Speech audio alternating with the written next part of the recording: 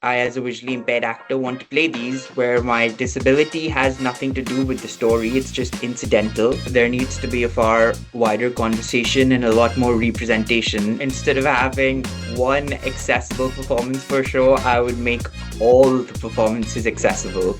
And victory belongs to those who believe in it.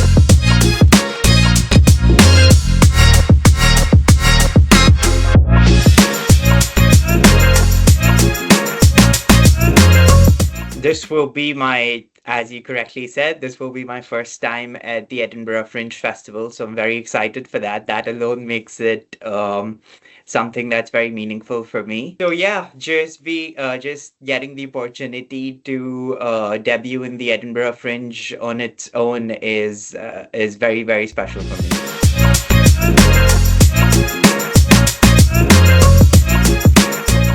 So for me, everything I sort of did in life organically led me to acting. So when I was younger, it's not that that's something I always wanted to do. When I was in film school at Lancaster University, that's when I realized that instead of just analyzing films, I also wanted to be in them, and I enjoyed that process. During my holidays or break from film school, I visited Delhi and I saw Disney's Beauty and the Beast production. So I met one of the actors there and I spoke to him and he introduced me to this director, Mr. Faisal Al-Qazi. And he told me that, okay, if you want to give acting a shot, once you graduate, come and work with me. And yeah, basically that's how it happened. Everything I did in my life sort of organically, all the habits I had, everything, the roads just led me to acting.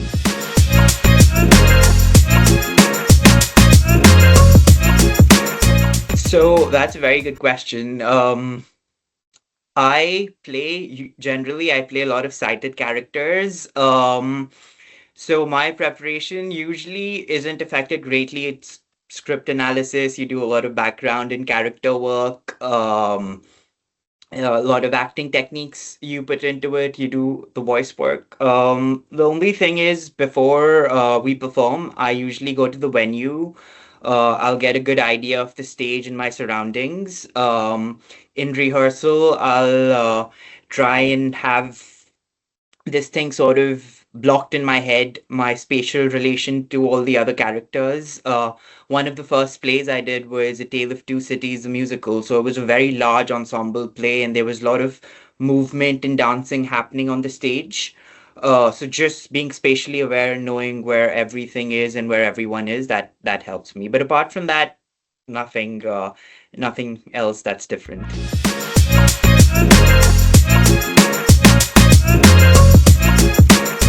So, this is a mystery thriller.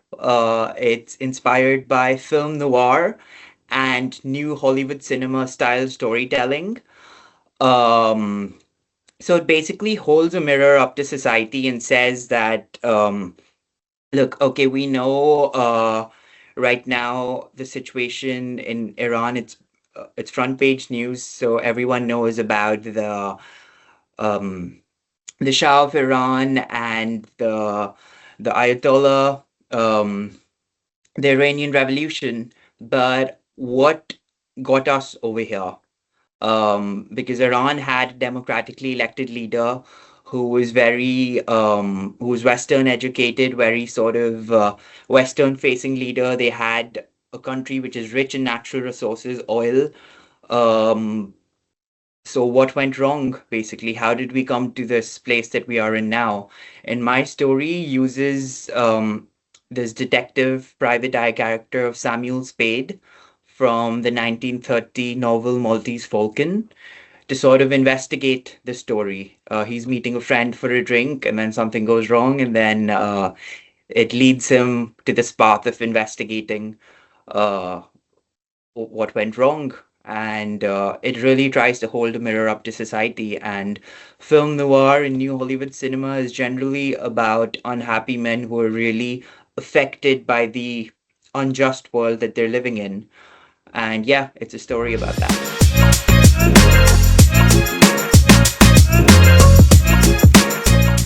So as actors and as artists, getting the opportunity to experience other people's work is, as just from a learning standpoint, it's just so important. And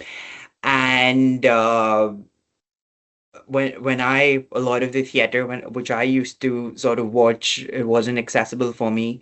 Speaking from personal experience, I wasn't able to sort of follow everything. So even just having one performance, where you're able to sort of that's accessible and open to people like me, it's just it's extremely important, for everything to be accessible to everyone.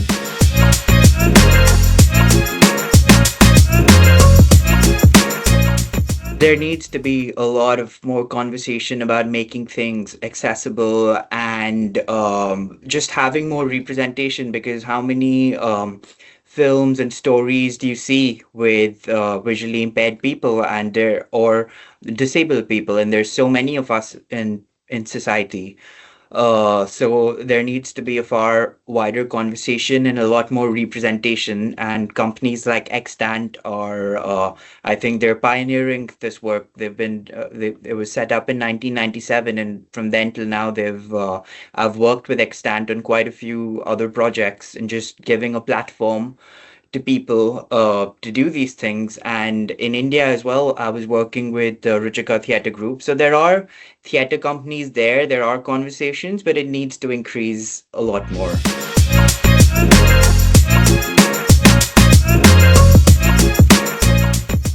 So all kinds of stories, honestly. So when I set out to come back to England and go to drama school, I told the person who was auditioning me at East 15, I told them that I want to play characters written for as able characters, but I, as a visually impaired actor, want to play these where my disability has nothing to do with the story. It's just incidental, and the main focus is on the story. So, going back to your question, every sort of story, stories about love, thrillers, action, adventure, everything, because disabled people experience all these things as sighted people or non-disabled people, exactly in the same way.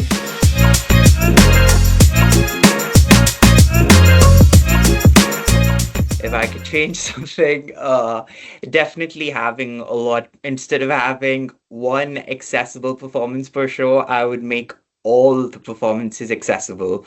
And not just for visually impaired people, also for people with other sorts of disabilities, for deaf and hard of hearing people. So make everything accessible all the time.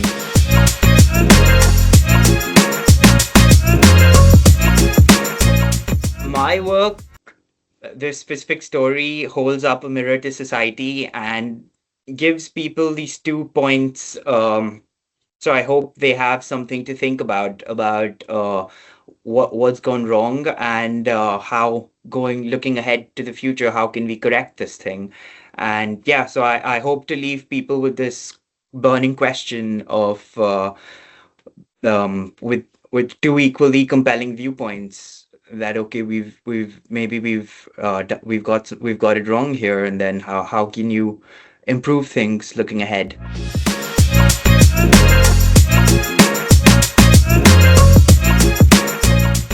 Keep trying. Just absolutely keep trying and keep working hard. The work that you do when nobody else is watching, that is the work that's gonna really get you through, and that's really gonna make an impact for you. So don't ever lose hope and just keep trying. Victory belongs to those who believe in it the most, who believe in it the longest. Just absolutely keep pushing. Don't give up. There's many others like there out there, people like you, and yeah, so just keep at it. Stage. Humphrey Bogart or Robert Downey Jr.? Francis Ha. That's an English language film. Amazing. Beautiful. My dream role, Iago from Othello.